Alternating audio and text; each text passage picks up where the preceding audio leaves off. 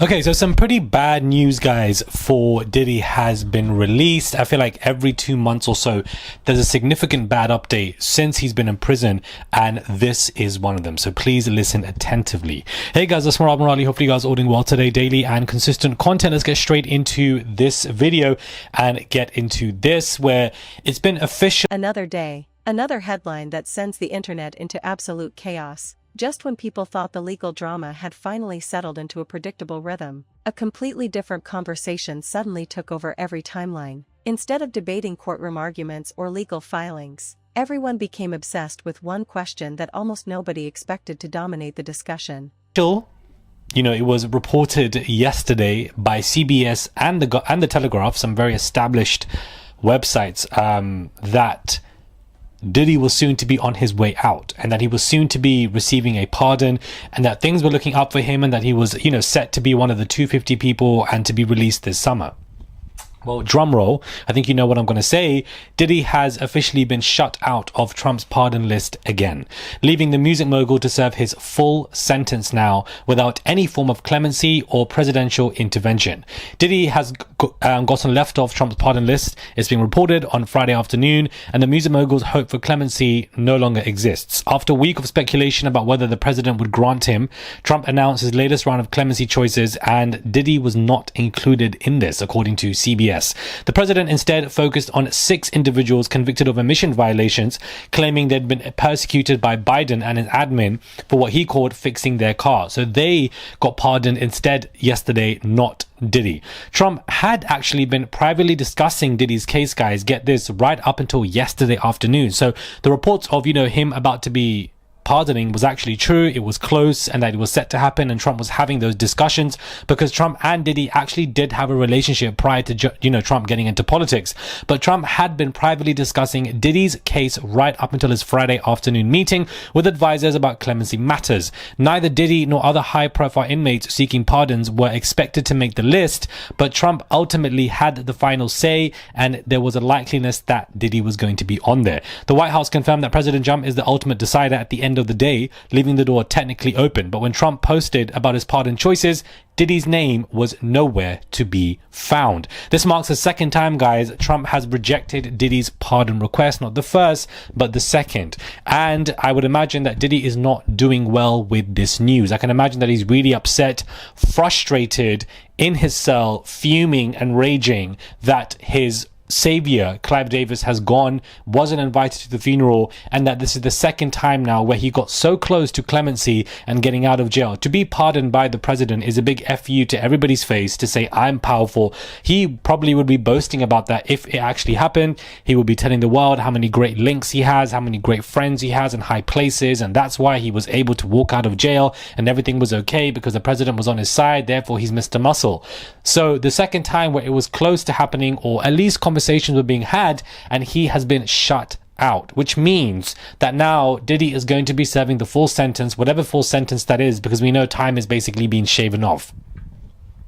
Now, even with the report suggesting the matter was still being discussed behind closed doors, Trump chose to move forward without granting him clemency, which speaks volumes. Therefore, his sentence is set to end in February 2028, and he'll be serving out his term basically in full. Other high-profile figures who sought pardons also came up empty, including Grammy winner Pras Michael from the Fugees, who's serving a 14-year sentence for foreign lobbying conspiracy charges over his connection to Malaysian financier Joe Low. 14 years is crazy. Sorry, Diddy. Better luck next time. I think you should just do your time in the slammer. It's shaving off as it is anyways, and you'll be out in February 2028, late 2027, late next year. Don't understand why you're still complaining. You weren't found guilty on the trafficking charges, which would have been life. You weren't found guilty on RICO, which would have put you in there for life, as far as I'm concerned. Well, trafficking would have been like 10, 15 years. Those are the long-standing, severe charges that Diddy basically all got off on. Could an unexpected political move completely change the ending?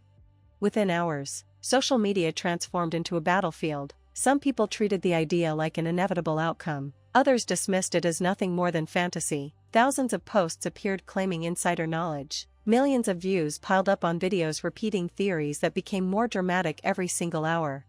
And that's the strange thing about today's internet. Sometimes the biggest story isn't what actually happened. It's what everyone believes might happen next. The speculation itself becomes the headline. That's exactly what unfolded here. People stopped discussing evidence. People stopped discussing legal procedures. Instead, every conversation became filled with predictions, assumptions, and endless what-if scenarios. One person claims they've heard something behind the scenes. Another claims powerful people are secretly making phone calls. Someone else insists the entire situation is already decided. Then another account completely...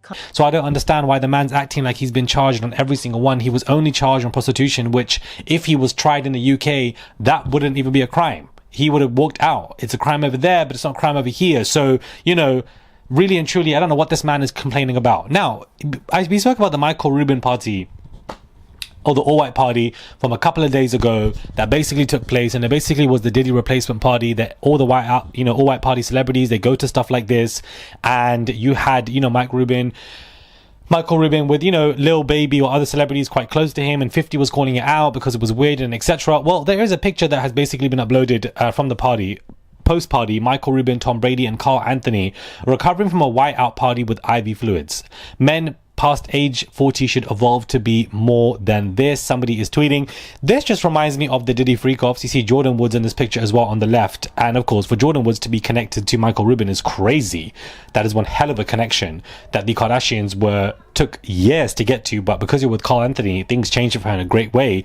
But the IV fluids after all-white party is screaming Diddy, and I think that it's extremely tone deaf whilst that man is serving a prison sentence to publish this and think that nobody's going to connect the two dots. To me, it's giving all of you were doing some kind of freak off, so much so that because of the substances that you were taking to continue the freak off, you had to therefore get on IV fluids to make sure that you guys were okay. It screams Diddy freak-offs. It screams Cassie's lawsuit. It screams what Janice Combs needed to do with Diddy when there was a video of them basically going around and she was an IV fluid or whatever. It just doesn't look great to me. And I think that this just is a direct reflection of the fact that nothing has changed. People have learned nothing from the Diddy saga. These parties will still continue, but just with a different host, and they will get IV fluids and etc. All of it will just remain the same, but different hosts.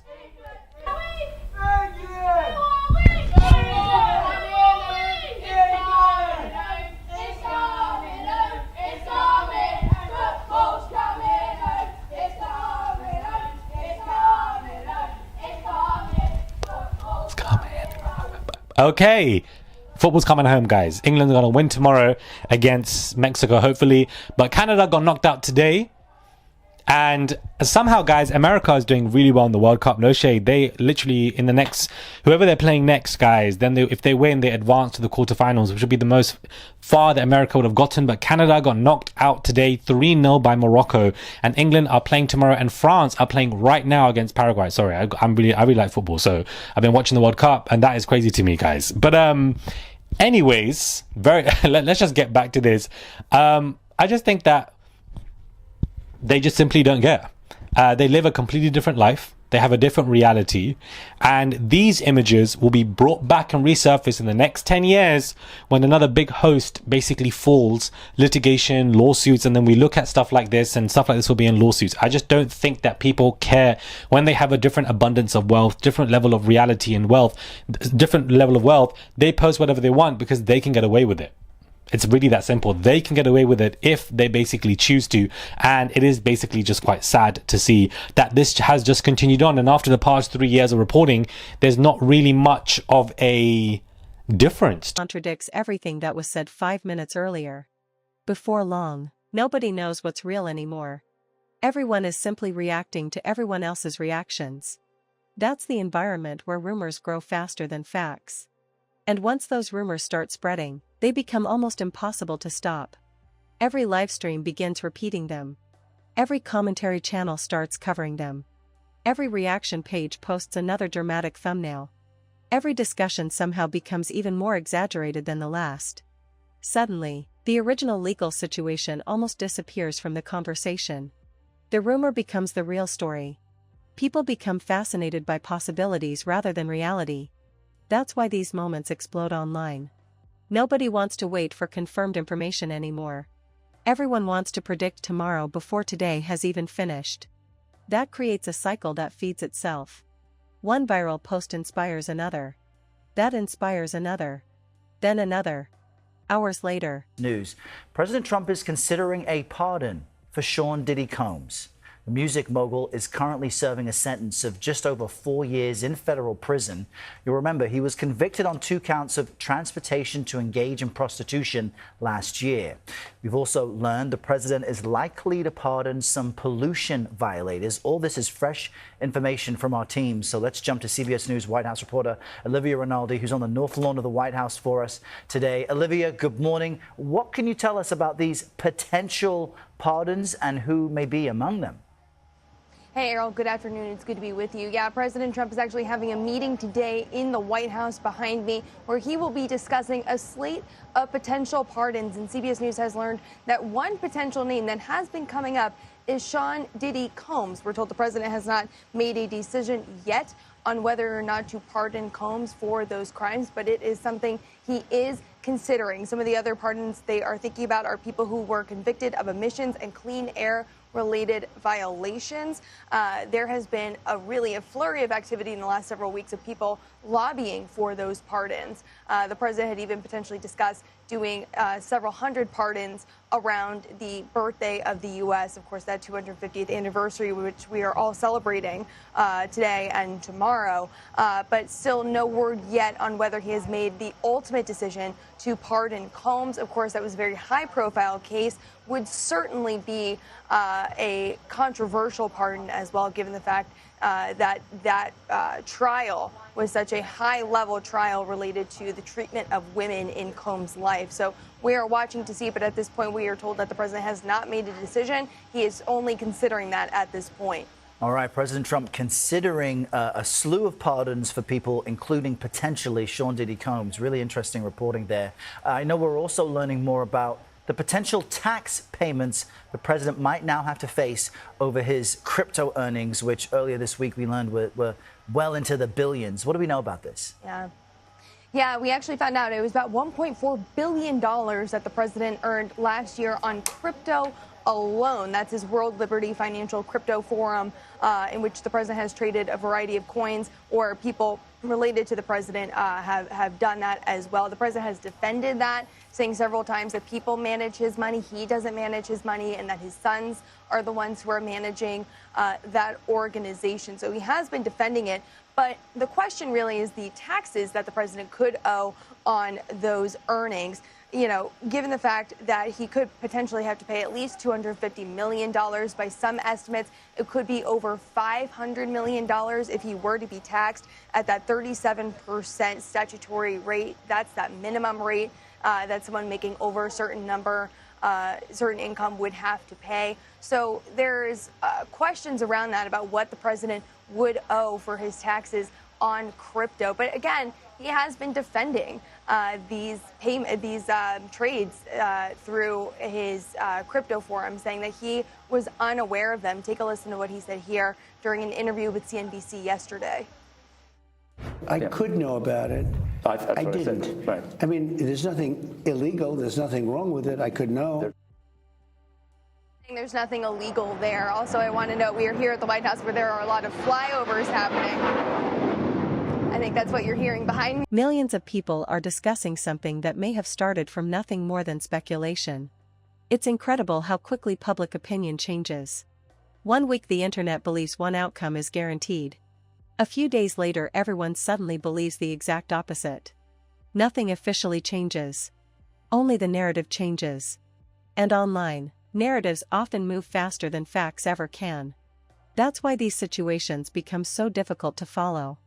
Every new rumor creates another wave of excitement. Every wave produces another group of creators trying to explain what's happening. Some genuinely want to analyze events. Others simply know that uncertainty generates clicks. People love mystery. People love surprises. People love stories where anything feels possible. That combination guarantees attention. And attention is the most valuable currency on the internet.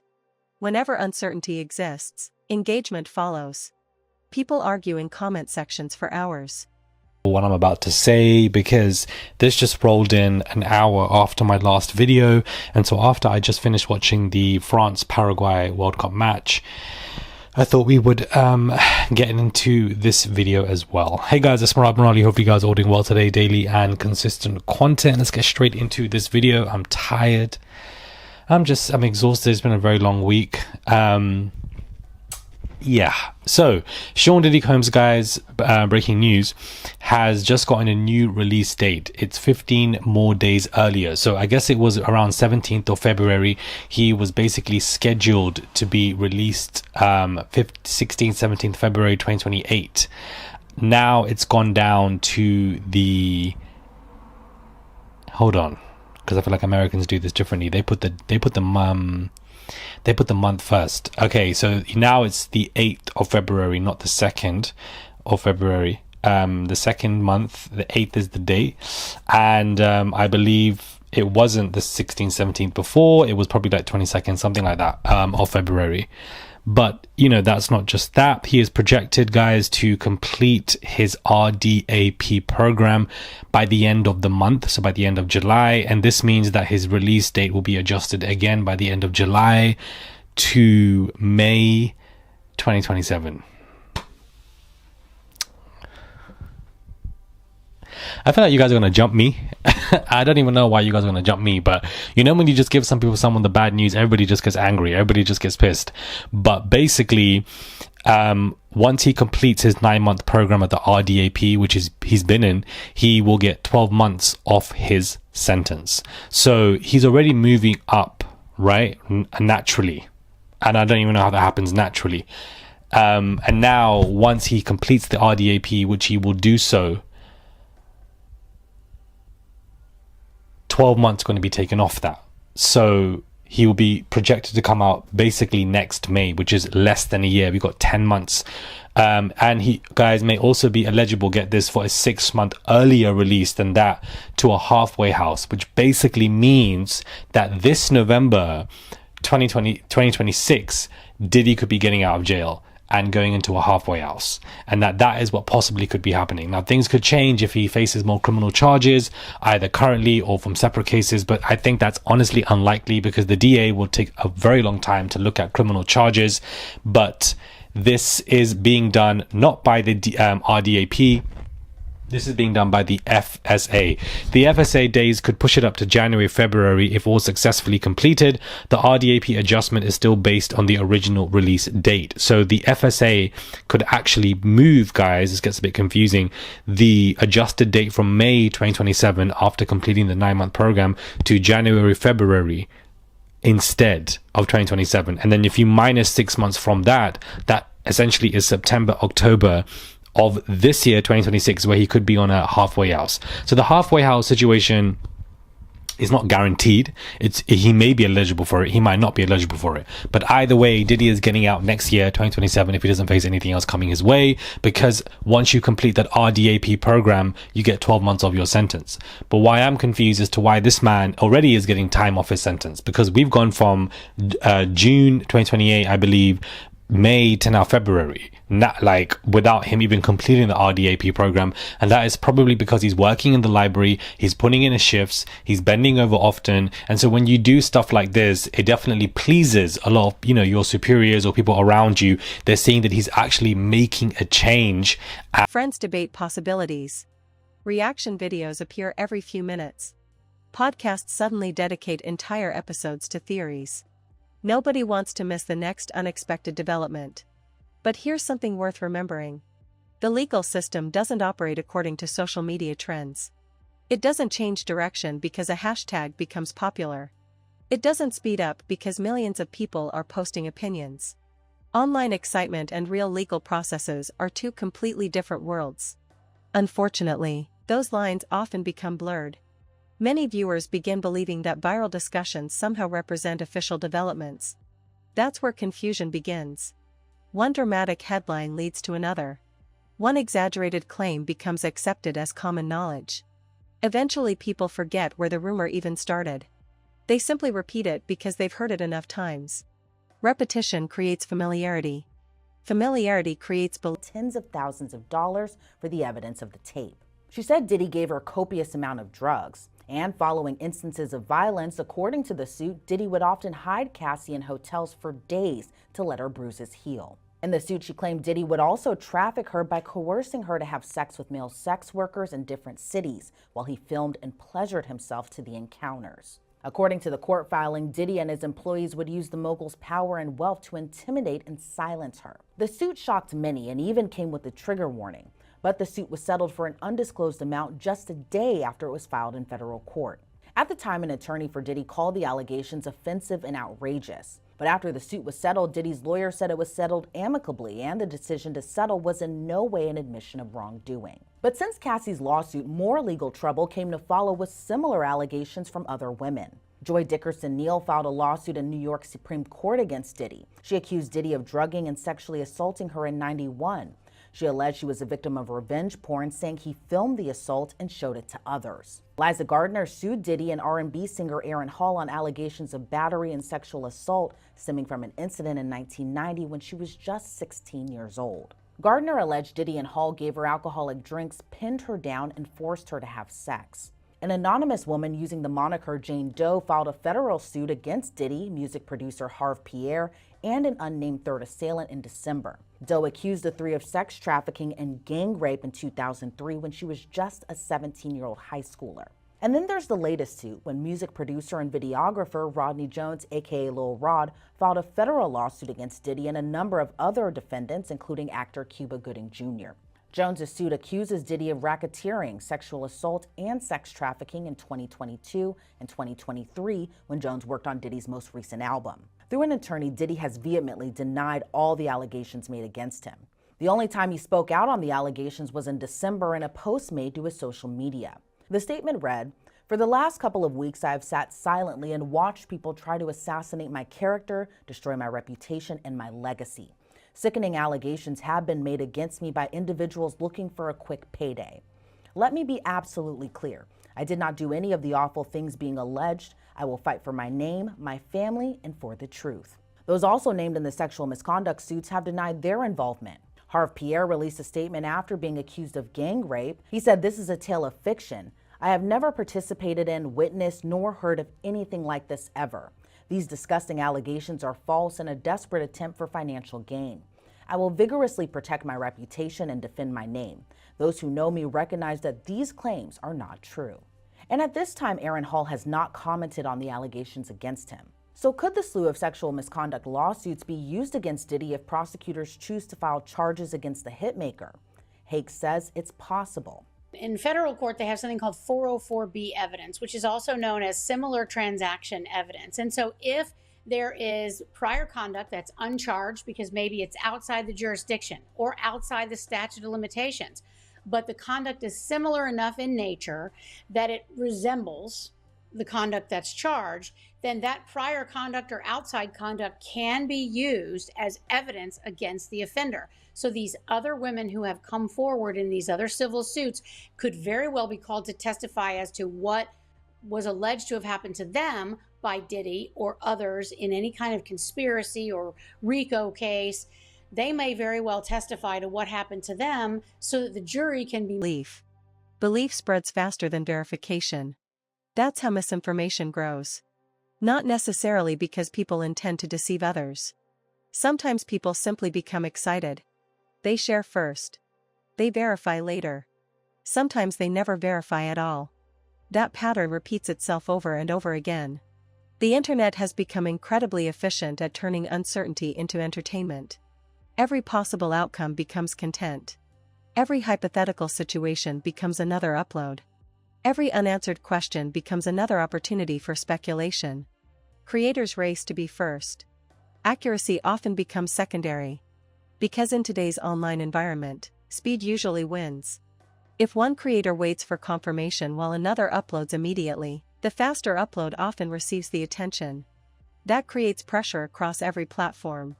Nobody wants to fall behind. Everyone wants the biggest story first. Unfortunately, that more informed about whether or not there's a likelihood that if they did this in the past and it's similar enough, then they're more likely to have committed the conduct that's in the indictment.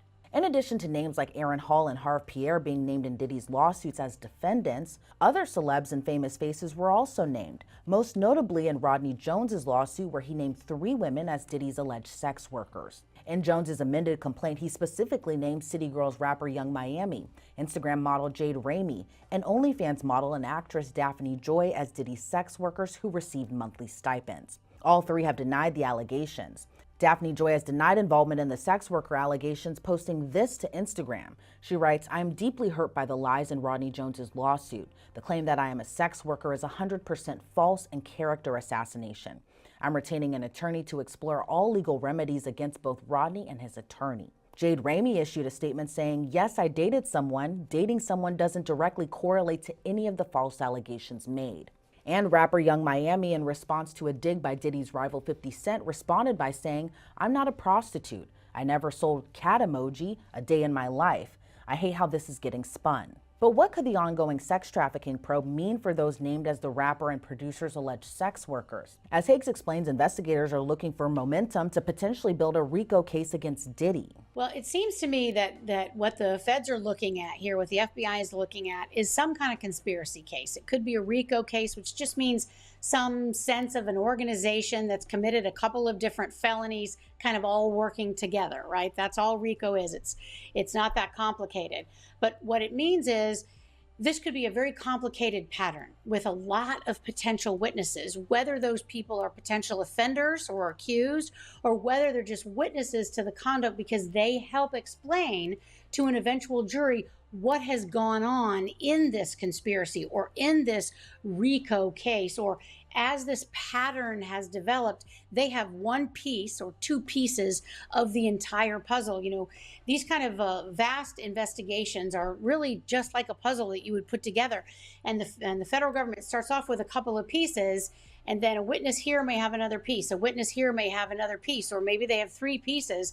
And eventually you'll form a mostly intact, though rarely perfect, but mostly intact puzzle, and you'll see the full picture. And that's the goal of the investigation. The ongoing federal sex trafficking probe has been likened to another infamous sex trafficking case against financier Jeffrey Epstein. Supposed billionaire who seemed to have been trafficking women in plain sight. Like, he was engaging in this conduct in plain sight. And I'm not sure that the conduct that Diddy is alleged to have committed was similar in that it was in plain sight. This seems very much to have been alleged to be in a much smaller circle. That is, only certain people with these women knew about it. There appear to be far fewer victims, although I expect as the investigation goes along, perhaps we'll hear about other possible victims. But I think Epstein had a much more flamboyant lifestyle, although the lifestyle of a famous rapper and entrepreneur like Diddy definitely had a more flamboyant lifestyle than, say, you know, a garden variety pimp here in Atlanta who is doing similar things that are alleged, but on a much smaller scale. It was alleged in Cassie's now settled federal lawsuit against Diddy, he would record group sexual encounters, which he would refer to as freak-offs. And if the Fed sees any of the contents during the raids, Hake says that could be used as evidence depending on who is seen on any alleged tapes. Recording encounters obviously is fantastic proof, but The environment doesn't always reward patience. Yet patience is exactly what's required whenever complicated legal matters are involved. Real cases involve procedures, documentation, deadlines, hearings, appeals, reviews. Nothing happens as quickly as social media expects. Real life rarely follows viral timelines.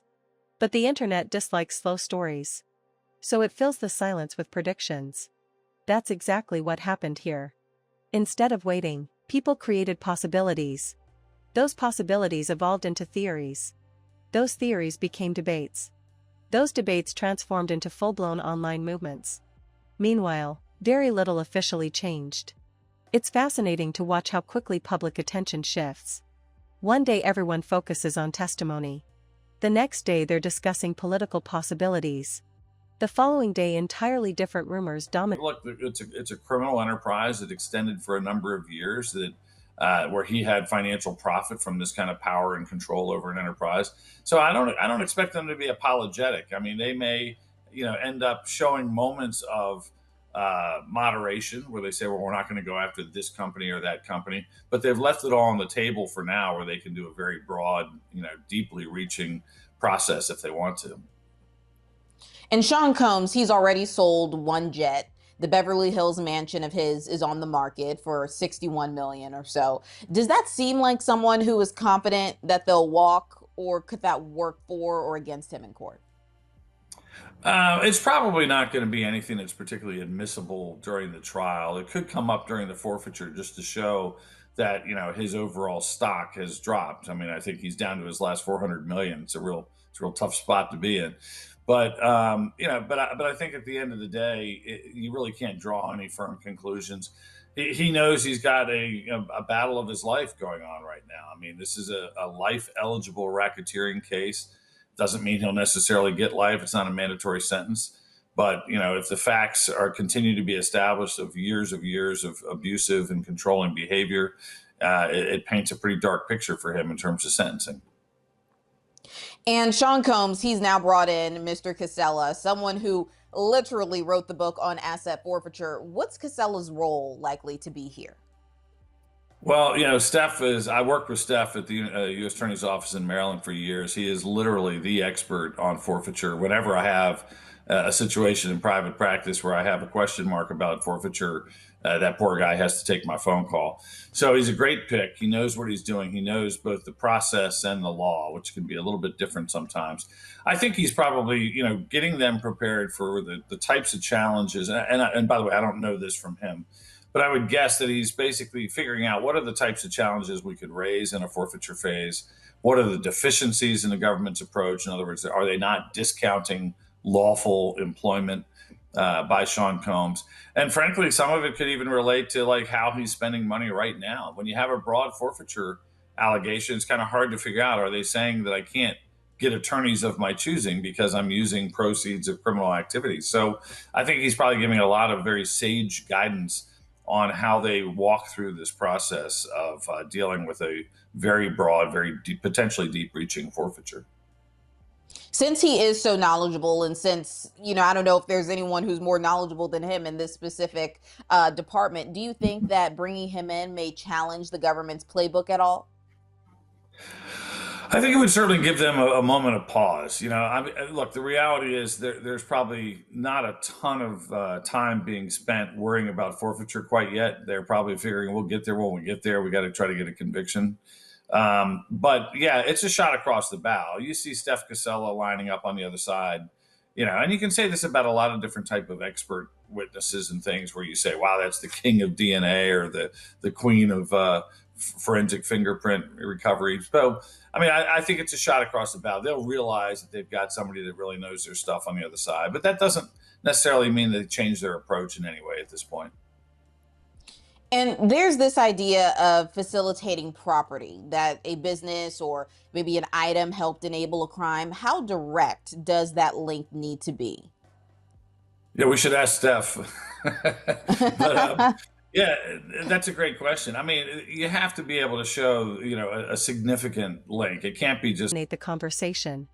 The audience constantly moves toward whatever feels newest. That's human nature. People naturally chase fresh developments. The challenge comes when fresh developments haven't actually happened yet. Then speculation fills the gap. Some viewers recognize that. Others don't. That's why critical thinking matters more than ever. Not every trending discussion represents reality. Not every viral clip tells the full story. Not every confident voice actually knows what's happening. Confidence and accuracy aren't the same thing. Unfortunately, they're often confused. Someone speaks with certainty. Millions assume certainty equals truth. It doesn't. Sometimes the loudest voices know the least. Sometimes the quietest updates contain the most reliable information.